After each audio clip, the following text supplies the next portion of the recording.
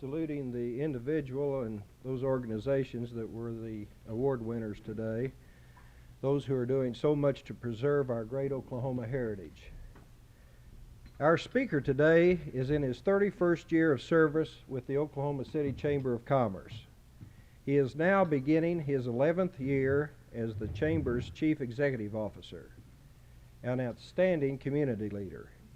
He has played a major role in the economic development of Central Oklahoma. While his career involves him daily in the realms of business and industry, one of his principal avocations has been Western and Oklahoma history. His topic today is Oklahoma's direction finder is its heritage. Ladies and gentlemen, Mr. Paul Strasbaugh.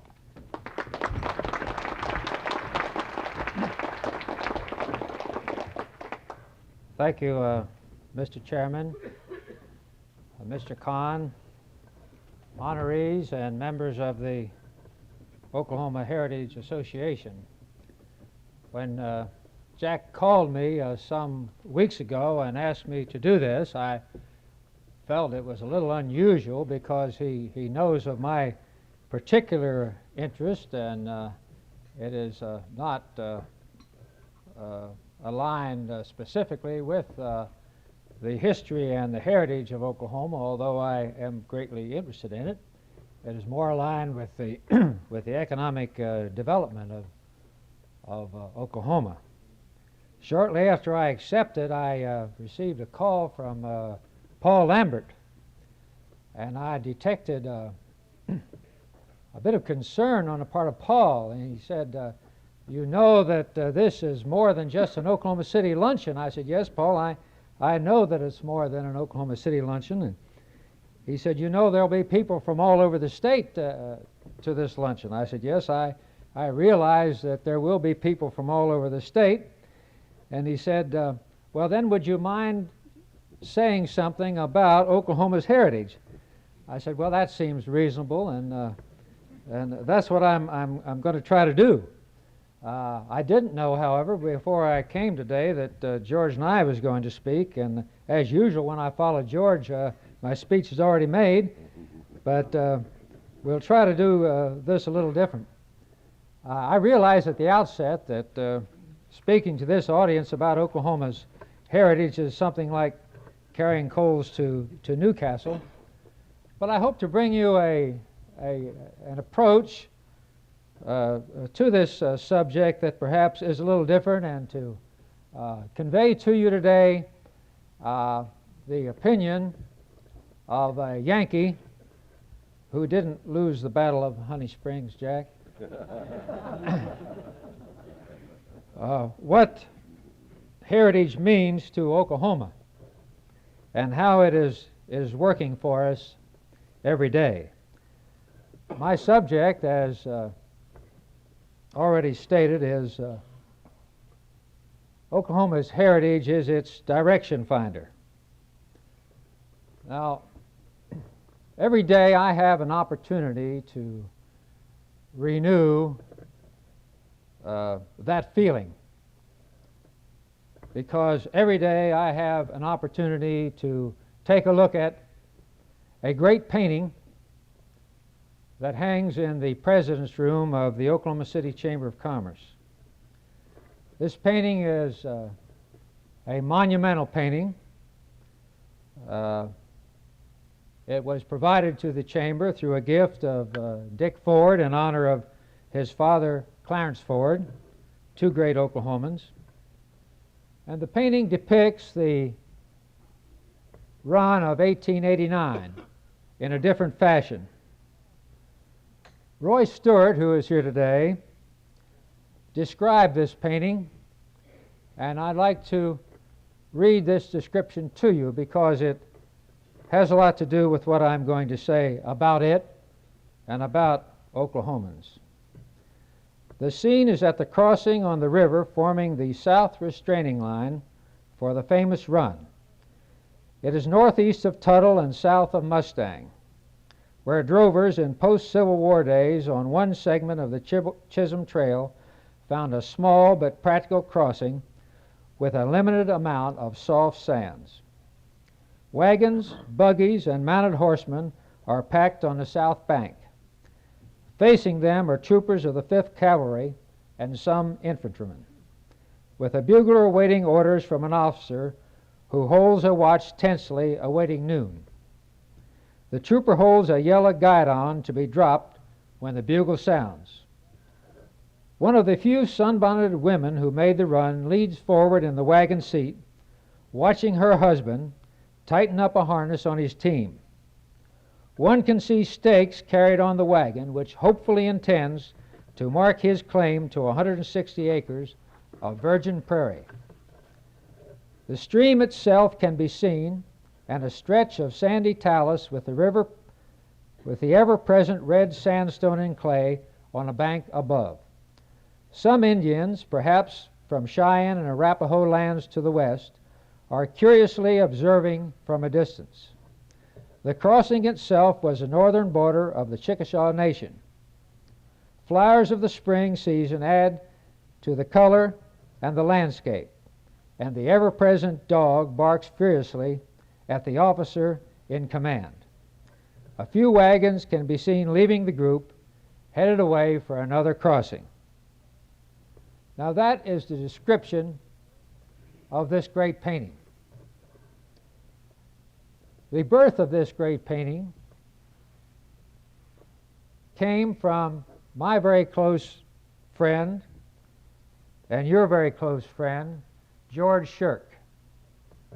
On a Sunday afternoon in late December, shortly before his death, when Dick Ford and Jim Bourne and myself spent the afternoon with George, and George described this painting and detailed how it should be executed.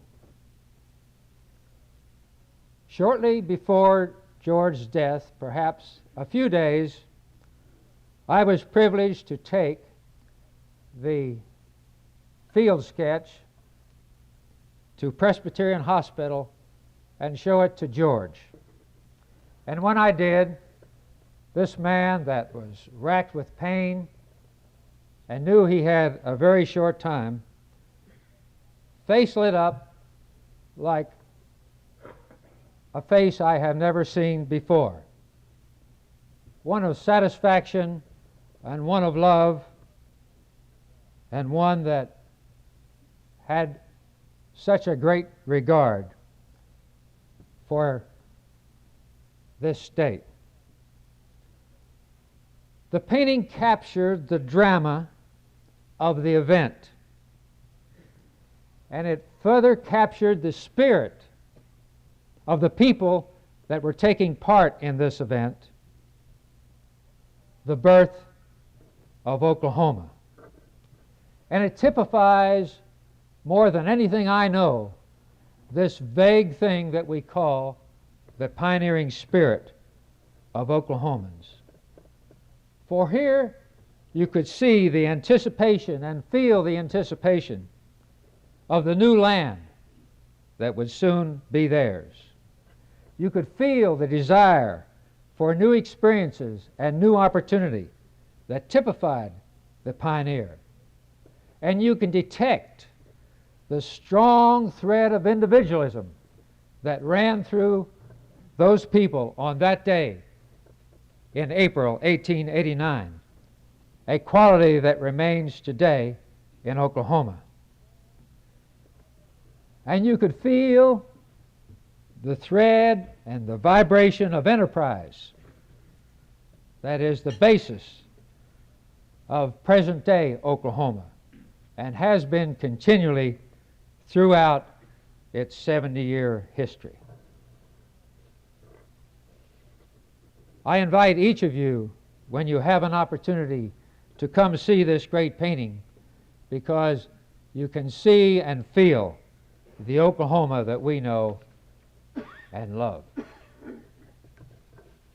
So we have the pioneering spirit of Oklahoma as an important guideline. And then you have the spirit of Oklahoma. That is difficult to describe because this spirit overrides regionalism. It overrides vested interest, and it makes us one state. Oh, true, we struggle with this sometimes. We struggle, for instance, on items like educational policies, on transportation systems, on statewide water plans, and a lot of other items that George is familiar with.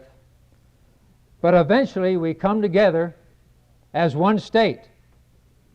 And this is an important guideline for Oklahoma. Now, this spirit, of course, comes from the people. And it comes from the outstanding leaders of the past and the leaders of the present. And I have my own list that I'd like to relate briefly to you today that, to me, have sustained and carried out the spirit of Oklahoma. It goes beyond, of course, the run of 1889 to the people that preceded us in this land.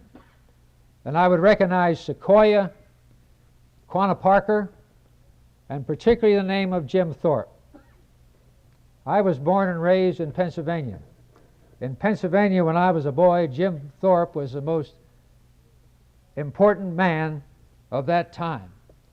I went to school in Carlisle, Pennsylvania, where he achieved his fame. And his legend and his spirit was a living and driving thing for me when I was a young man. The two most famous Oklahomans, George has already indicated. They are Will Rogers and Wiley Post. Now, Oklahoma has been blessed with great industrial, business, and financial leaders.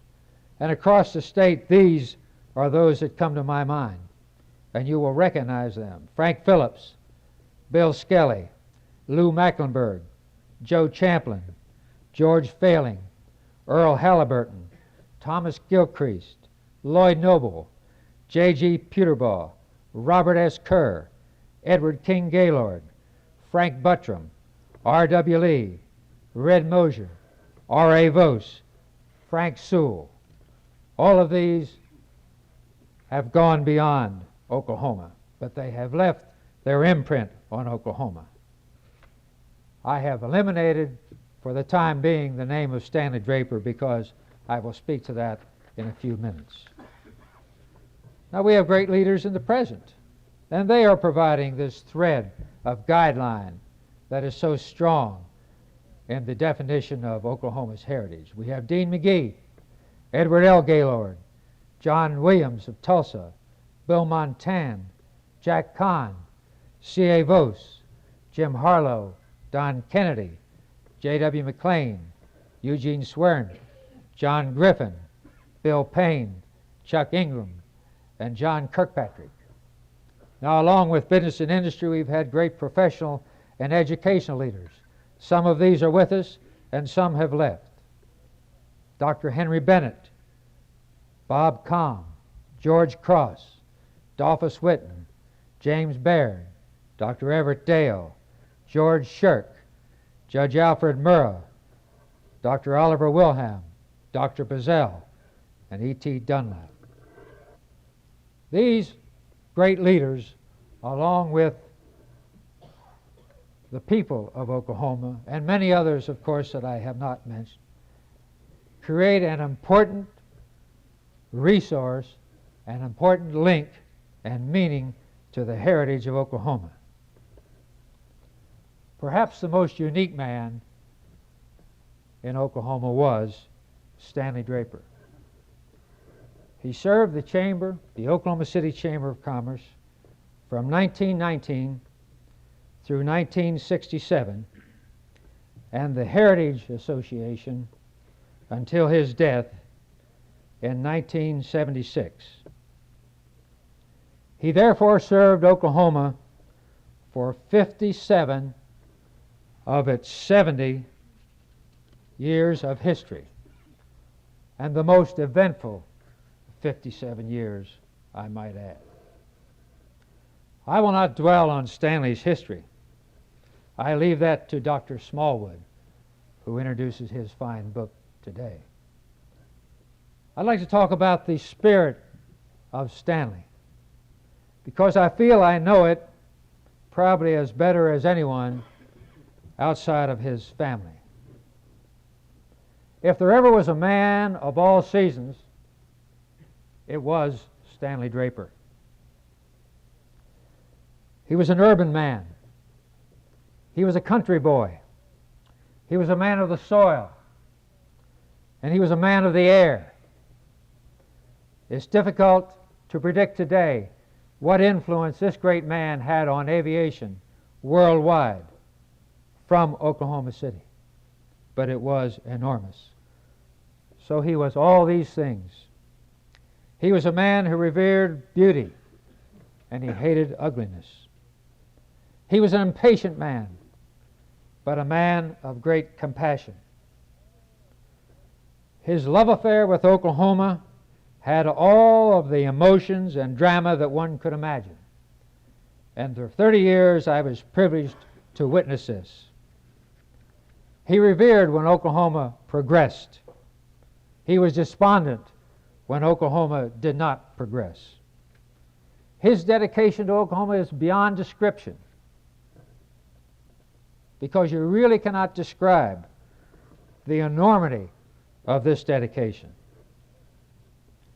His sense of enterprise and his ability to organize that enterprise will serve Oklahoma throughout its first century and beyond, well beyond. He lifted the heritage of Oklahoma to the level it enjoys today. I think we can all agree on that. And ladies and gentlemen, the heritage of Oklahoma is alive. It is vigorous, and it's moving. It is not relegated to the museums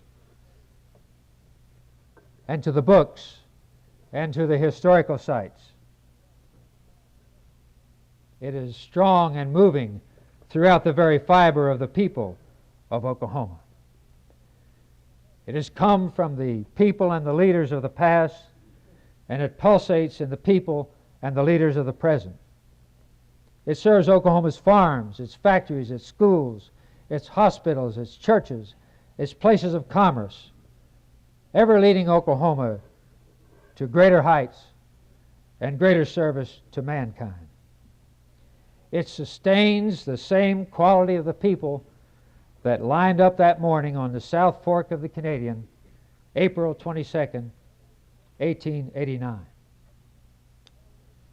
The heritage of Oklahoma, the quality of its people, from the Indian to the pioneer, to the developers, to the present, and on to the future, will be and has been our chart, our compass, and our guiding light. Let us cherish, therefore, what has been provided for us and for future Oklahomans. And in doing so, we cannot take the matters that I have been speaking about for granted, for we must consider these facts. Oklahoma has economical, historical, cultural, and aesthetic values already invested. And these values can become completely lost under the pressures that are accumulating in Oklahoma's urban centers, its cities, its towns, as well as its rural areas. Today, Oklahoma is a dynamically growing state. Therefore, we must take these two factors into account in our future considerations and actions. We must ask the question, how can we save the values of the past? And how can we create the best values to the future? In pursuing this policy, we have to make sure that we have the best solutions for all elements that will enter into the formation of the state that Stanley Draper Sr. dreamed about and worked for. Ladies and gentlemen, let's let the heritage of Oklahoma be our direction finder in charting our course. Thank you.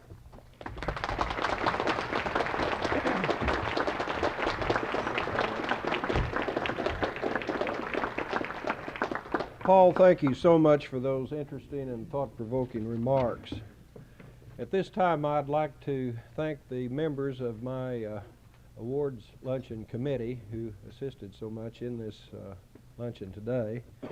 And I wanted to take this opportunity to remind each of you that we do have ready to begin immediately upon adjournment of this luncheon a special autographing party featuring the authors of the Association's 2 newest Tracemaker biographies.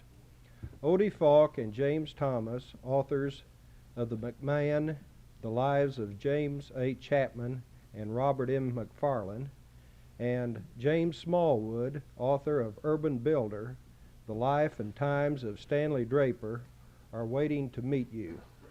The party will take place in the back of this room. We are now adjourned. Thank you.